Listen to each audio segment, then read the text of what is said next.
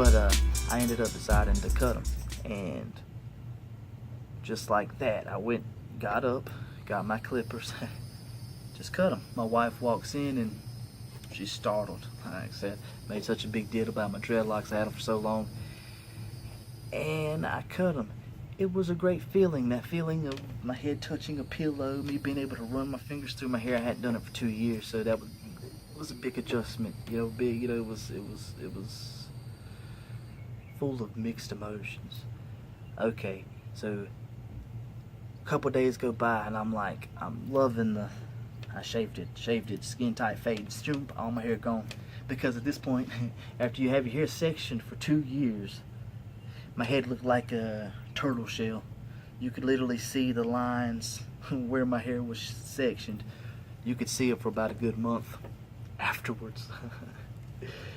So I just shaved it all off, because when I had it kind of grew out, it was just like little poof, poof, poof, poof. So I said, that's not for me. So I shaved it completely short, and next thing you know, I was like, I couldn't stand my hair. I couldn't stand it being short. I hated that I cut my dreadlocks. But I also looked at this as another thing. I said, well, if I grow my hair out and I still want my dreadlocks after I grow it to a certain length, then guess what? I'm gonna get my dreadlocks. So that's what happened. I grew my hair out, and by this time when I cut them, it was right there. It was in May of 2015. That's when I cut my dreadlocks. And at this point, I grew my hair out. Did the same thing. I like this look, because when your dreads do get long enough, you pull them up. Pretty much take away. It's not all that heat all over. They get hot. Dreadlocks get hot. But anyway, I grew my hair back out. Around January, I decided, you know what, I'm going to go through with this again. So I ended up, I went back on Dreadhead HQ. I still had all my stuff, but I ordered some more shampoo and stuff because I had used that up. So I ordered some more shampoo, and ordered some lock pepper and some locking accelerator, because that helped me when I started them out the last time.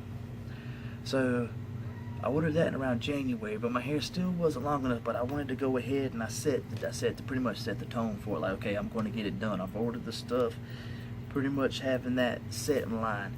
So I wait till it was February. It was right there at the beginning of February, if not the very end of January. Because it actually took me about, me and my wife, it took us about, well, she did it. It took my wife about 3 or 4 nights to do it.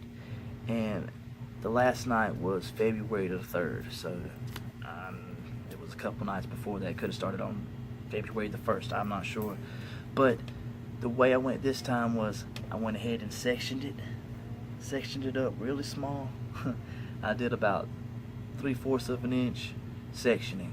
Some of them are a little smaller than that, and this is the thing about it. I figured that's why my dreads were like that in the beginning.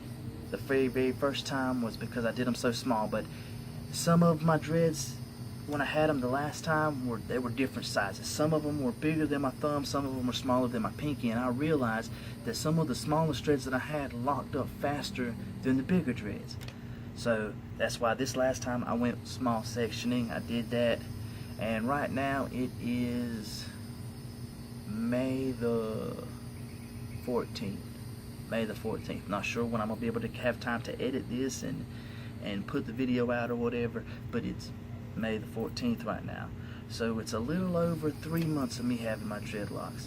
Now when my wife did my dreadlocks, she did a combination of from another guy on YouTube, which is Collins Dreads 777, which he also has great videos. I'd also check him out if you're interested in dread videos. Very informative, both him and Baggy Boy, And there's so many that I can't even name, because there's, you know, you scroll through there and you'll see so many videos on dreads and so much good information, but also bad information. So make sure you do your research. But I went with the smaller sectioning. My wife sit there and she did a combination of how he says to do it, you know, how he did it, which was back combing, but then she used the crochet. That's another reason it took 4 days to do, because it wasn't just straight back combing and that's it. And that's another reason. My dreads are so small. I have 98 dreads. 98 dreads. I went from having 60 the very first time. The second time I had 34. This time I got 98. So I almost tripled it. Or I tripled it, whatever. Well, here's my dreads now at 3 months. I sit there. The only thing we did that first official back combing with the crochet, with the sculpt, the lock sculptor. We did that, and I didn't do nothing for 3 months. I just let them do their thing. And that's nothing. I didn't have no bands in them or nothing. I just let them do their thing. They got crazy. You know, I washed them.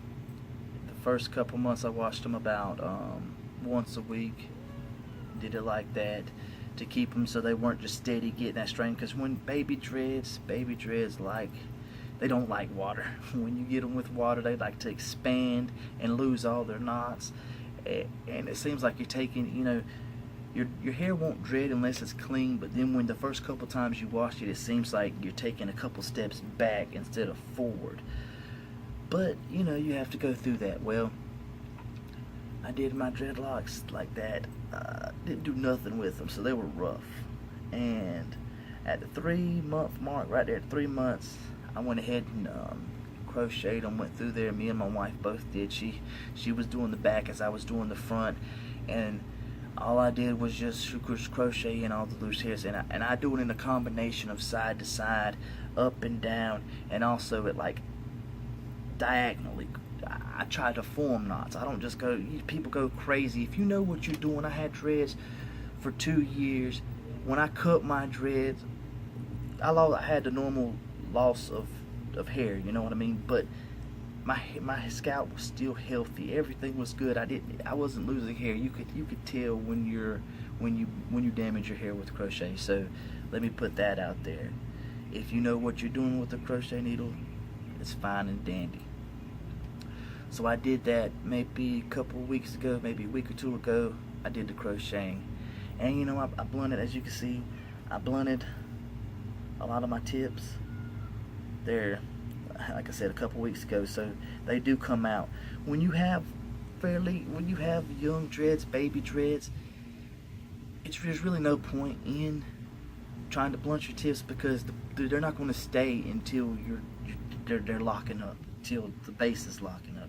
And right now, I mean, as you can see with some of these dreads, they are pretty tight. It's hard to tell. I don't know how the camera's looking, but it's hard to tell. But there's a dread there starting up. And you know, here's my dreads. I've had them, like I said, a little over 3 months, about three and a half months almost. Here's my dreadlocks. Let me turn this way for you. Turn that way for you. I didn't use any kind of wax. I didn't use anything except crocheting, back combing, and crocheting. I did use lock pepper and the lock accelerator from Dreadhead HQ. Those both work pretty good. If you use them like you're supposed to, everything works fine. I see people like to overuse stuff. They think the more the better. That's not the case. Use everything as directed, and you will get amazing results. And this video, I don't want to go too much longer. This was just this first video about my dreads and why I got them and everything. I'll go into more details and more detailed videos on certain things. If you got any questions, leave them down below. I'm also try to keep this going. I want to. That's one thing I was mad at myself about the last time I did my dreads. I took pictures throughout the time, but I wasn't really keeping up with my journey. So there was big gaps of times where it was like, okay, my dreads were this, and then they jumped all the way to this because I didn't have nothing in between. But you know, I love my dreadlocks. You know, they're real small. They got movement to them. They move around. They're not like the big stiff, not wanting to do what you do want them to do. And my hair, pardon the line on my forehead if there is one, I had to have a hat on at work. I have to have them covered. And that's why they're laying back the way they are. That's why they're not laying down and hanging in my face, because just like regular hair, you could train them. And that's what this did. Me wearing my hat and wearing them back, it's got them pushed back, that's where they pretty much stay normally. And so yeah, I mean, when I get out the shower, they're just all over the place, but you know, this is them. But anyway, I'll be back with some more videos. This is Infectious Dread. I'd appreciate it, you know, if you like the video, if you want to know more, you know, like the video, give me a little bit motivation to come back with some more, which this is for you guys too. I'm trying to be informative, but I'm also doing it for myself too, so I can keep up with my journey. Thank you guys for watching. I appreciate it. We'll see you next time.